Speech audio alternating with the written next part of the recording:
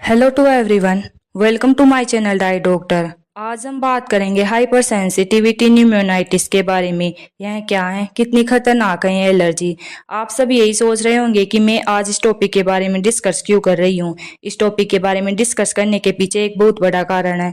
दरअसल हाल ही में पूर्वी दिल्ली में रहने वाले 11 साल के एक लड़के को खांसी की शिकायत बढ़ी तो उसके पेरेंट्स सर गंगाराम अस्पताल ले गए।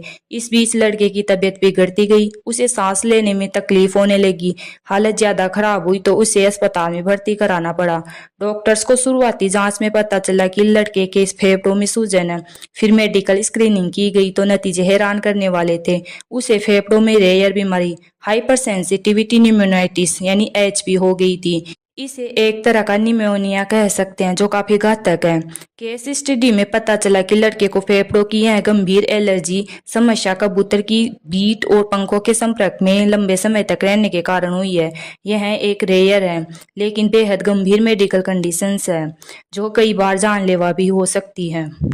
आज हम बात करेंगे इस rare lung disease hypersensitivity pneumonitis की। साथ ही जानेंगे यह क्या है इसके लक्षण, यह दूसरे एलर्जिक रिएक्शन से कैसे अलग है, यह बीमारी होने पर क्या होता है, इससे बचाव कैसे कर सकते हैं। कंप्लीट इन्फॉर्मेशन इसके लिए वीडियो को अंत तक जरूर देखें। दिल्ली नगर निगम और वन विभाग के बीच इस बात पर बहस होती रहती है कि कबूतरों की फैलाई गंदगी को साफ करने की जिम्मेदारी किसकी है। हर बार बात यहां आकर खत्म होती है कि शहर में निजी और सार्वजनिक स्थानों पर कबूतरों ने कब्जा कर लिया है, इसलिए किसी एक के ऊपर जिम्मेदारी डालने की बजाय दोनों को मिलकर इस काम के लिए पैसे देने चाहिए। हालांकि सच तो यह है कि इंसानों ने जैसे जैसे विकास और सभ्यता की सीढ़ियां चढ़ी, जंगल कटते गए और मकान और बहुमंजिला इमारतें बनती गई। पक्षियों से उनके असली घर यानी पेड़ और जंगल छीन गए। अब कंक्रीट के मकानों की बालकनी और छतों पर बसेरा बनाना उनकी मजबूरी है। यही कारण है कि बहुत से शहरी इलाकों में ये कबूतर एक बड़ी समस्या बन गए हैं। हाइपर सेंसिटिविटी न्यूमोनाइटिस की केस स्टडी के बाद यह समस्या और भी गंभीर नजर आ रही है। कबूतरों के बसेरे की समस्या सिर्फ दिल्ली में नहीं है, भारत के कई शहरों में लोग कबूतरों से परेशान हैं। साल 2012 से 2015 के बीच भारत के 19 शहरों से गंभीर लंग इन्फेक्शन के कई मामले सामने आए हैं। पिछले 25 वर्षों में भारत में कबूतरों की संख्या में 100% की वृद्धि हुई है। एक कबूतर साल भर में 12 से 15 किलो मल त्याग कर सकता है, यह खतरनाक है। अब जान लेते हैं क्या है हाइपर सेंसिटिविटी न्यूमोनाइटिस। यह एक प्रकार का एलर्जिक रिएक्शन है जिसके कारण फेफड़ों में सूजन आ जाती है। फेफड़ों पर हमला करने वाले ये एलर्जेंस कई माध्यमों से और कई रूपों में हम तक पहुंच सकते हैं, जैसे कि बैक्टीरिया, फंगई, मोल्ड यानी पुरानी खराब चीजों में पैदा होने वाला एक खास तरह का फंगल ऑर्गेनिज्म। लेकिन यह बैक्टीरिया या फंगई से अलग होता है। कुछ खास तरह के केमिकल या धातु, खास तरह के एनिमल प्रोटीन, खास तरह के प्लांट प्रोटीन आदि। एक्यूट एचपी एलर्जी के लक्षण तेजी से उभरते हैं और इन्हें उतनी ही तेजी से दूर भी किया जा सकता है। लेकिन क्रोनिक एचपी एलर्जी होने से लंग्स पर गंभीर प्रभाव पड़ते हैं। इसके कारण लंग्स में गहरे घाव हो सकते हैं या अपरिवर्तनीय क्षति भी हो सकती है। अब बात कर लेते हैं एचपी के लक्षण क्या है। इसके लक्षण एक्यूट या दीर्घकालिक हो सकते हैं। तीव्र लक्षण एलर्जी होने के कुछ घंटों के भीतर सामने आ जाते हैं और कुछ घंटे या कुछ दिनों तक बने रह सकते हैं, जबकि क्रोनिक लक्षण धीरे धीरे विकसित हो सकते हैं और समय के साथ बदतर हो सकते हैं। दोनों स्थितियों में किस तरह के लक्षण सामने आते हैं, आइए जान लेते हैं। सबसे पहले जान लेते हैं एक्यूट एचपी के लक्षण क्या है। सांस की तकलीफ, इसे डिस्पेनिया कहते हैं। सूखी खांसी, सीने में जकड़न, ठंड लगना, शरीर में थकान, बुखार, मांसपेशियों में दर्द। अब जान लेते हैं क्रोनिक एचपी के लक्षण क्या हैं। सांस लेने में तकलीफ, खांसी, थकान, अचानक वजन घटना, उंगली या अंगूठे में सूजन और लालिमा। अब जान लेते हैं एचपी से जुड़े कुछ जरूरी सवालों के बारे में, जिनमें से पहला सवाल है, क्या एचपी गंभीर बीमारी हो सकते हैं। इसका जवाब, कई केसेस में यह गंभीर भी हो सकती है अगर कोई शख्स इसके एलर्जी कारकों के बार बार संपर्क में आ रहा है। इसके चलते फेफड़ों में हुई सूजन स्थायी क्षति का कारण बन सकती है। यह इस बात पर भी निर्भर करता है कि कितनी जल्दी बीमारी को डायग्नोस कर लिया गया और उसका समय पर सही इलाज किया गया। चूंकि इसके लक्षण खांसी, सर्दी जैसे होते हैं, इसलिए कई बार लोग इसे सामान्य फ्लू समझकर घरेलू इलाज करते रहते हैं या डॉक्टर भी सामान्य फ्लू समझकर एंटीबायोटिक्स दे देते हैं। दूसरा सवाल, एचपी और दूसरी तरह की ऐसी ही एलर्जी के बीच बुनियादी अंतर क्या है?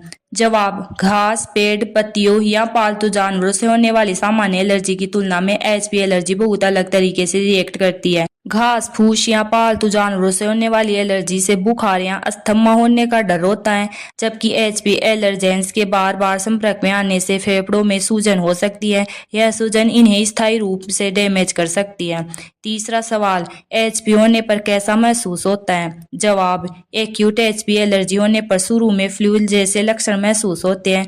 इसमें सर्दी और खांसी जैसी समस्याएं होती है, फिर धीरे धीरे सांस लेने में समस्या होने लगती है। वहीं क्रोनिक एचपी बहुत धीरे धीरे विकसित होता है और इसका पता लगाना कई बार कठिन हो जाता है। हालांकि गौर किया जाए तो कुछ लक्षण दिखते हैं, जैसे पहले की तुलना में जल्दी थकान महसूस हो सकती है, सांस लेने में हल्की तकलीफ और कभी सूखी खांसी आ सकती है। चौथा सवाल, क्या कोविड-19 की वजह से एचपी हो सकता है? जवाब, डॉक्टरों के पास इस बात का कोई ठोस प्रमाण नहीं है कि कोविड-19 के कारण एचपी एलर्जी हो सकती है।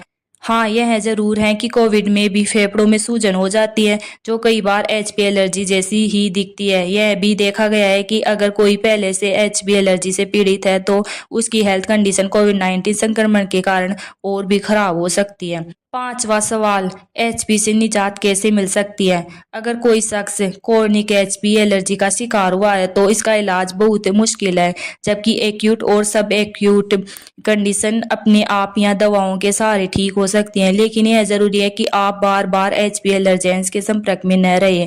छठवां और अंतिम सवाल, एचपी से पीड़ित व्यक्ति की जीवन प्रत्याशा क्या है? जवाब, एचपी एलर्जी से पीड़ित किसी व्यक्ति की जीवन प्रत्याशा उसके फेफड़ों को हुए नुकसान की गंभीरता पर निर्भर करती है। अगर वे बहुत अधिक डैमेज हो गए हैं तो इनका प्रत्यारोपण ही एक उपाय है। इसे ऐसे समझते हैं, अगर लंग्स में सिर्फ सूजन है और निशान पड़ गए हैं लेकिन घाव नहीं हुए हैं तो व्यक्ति की जीवन प्रत्याशा जांच के बाद 15 वर्ष से अधिक हो सकती है। दूसरा, अगर लंग्स में सिर्फ सूजन के साथ मधुमक्खी के छत्ते की तरह गड्ढे बन गए हैं तो जीवन प्रत्याशा जांच के बाद लगभग 8 साल होती है। अगर फेफड़ों में गंभीर क्षति, सूजन और मधुमक्खी के छत्ते की तरह गड्ढे सभी मेडिकल कंडीशन है तो ऐसे व्यक्ति की जीवन प्रत्याशा जांच के बाद लगभग 3 साल होती है। अब जान लेते हैं हाइपर सेंसिटिविटी न्यूमोनाइटिस से किन्हें अधिक खतरा होता है। जो लोग ऐसे व्यवसाय से जुड़े हुए हैं जहां लंग्स एलर्जी का जोखिम ज्यादा है तो एचपी एलर्जी का खतरा भी अधिक होता है। आइए जान लेते हैं। खेती और पशुपालन करने वाले, पशु चिकित्सक, पोल्ट्री संचालक, चक्की में अनाज पीसने और पैकिंग करने वाले, लकड़ी मिलों या स्ट्रीट फूड में काम करने वाले, वुड बोर्ड और कागज बनाने वाले, जो लोग धातु परिष्कृत करते हैं, जिनके घर के आसपास पक्षियों की बीट या पंख बहुत ज्यादा है, फेदर्स वाले बिस्तर का उपयोग करने वाले, एयर कंडीशनर या ह्यूमिडिफायर का ज्यादा इस्तेमाल करने वाले, 50 से 70 साल की उम्र के लोगों को एचपी से ज्यादा खतरा होता है। अब जान लेते हैं एचपी से बचाव के उपाय क्या है। अगर क्रोनिक एचपी एलर्जी है तो इसके कारण लंग्स को हुए नुकसान की भरपाई नहीं की जा सकती है, इसलिए सबसे हितकर है कि इस बीमारी से बचाओ। इससे बचने का सबसे अच्छा तरीका फेफड़ों में सूजन पैदा करने वाले एलर्जी कारकों के संपर्क में आने से बचना चाहिए। सभी संभावित एलर्जी कारकों से दूरी बनानी चाहिए।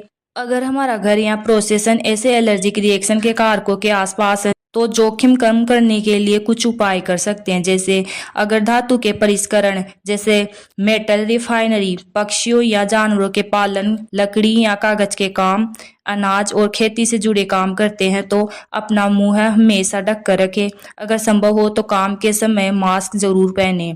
दूसरा उपाय, ह्यूमिडिफायर, हॉट टब और हीटिंग या कूलिंग सिस्टम इस्तेमाल करते हैं तो समय समय पर इनकी साफ सफाई करवाते रहे। तीसरा उपाय, फेदर से तैयार किए गए रजाई गद्दे का इस्तेमाल न करें। चौथा उपाय, पालतू जानवरों और पक्षियों के रहने के स्थान को साफ सुथरा रखें। उस जगह की सफाई करते हुए मास्क अवश्य पहने लें। तो कैसी लगी आपको मेरी जानकारी? अगर अच्छी लगी हो तो वीडियो को लाइक, शेयर और कमेंट करें और चैनल को सब्सक्राइब करें। Thank you.